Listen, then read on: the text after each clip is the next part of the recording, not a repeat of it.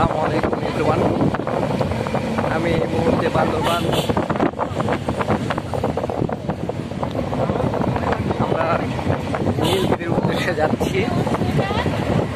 আমাদের ভেহিকেলটা খুব দ্রুত উপরের দিকে উঠছে।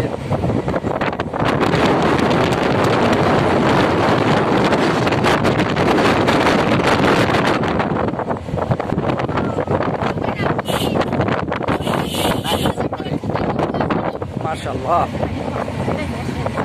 আল্লাহর সৃষ্টি কতই না সুন্দর। আসলে পাহাড় থেকে আমাদের শিক্ষা নেওয়া উচিত। পাহাড় যেমন অটল থাকে,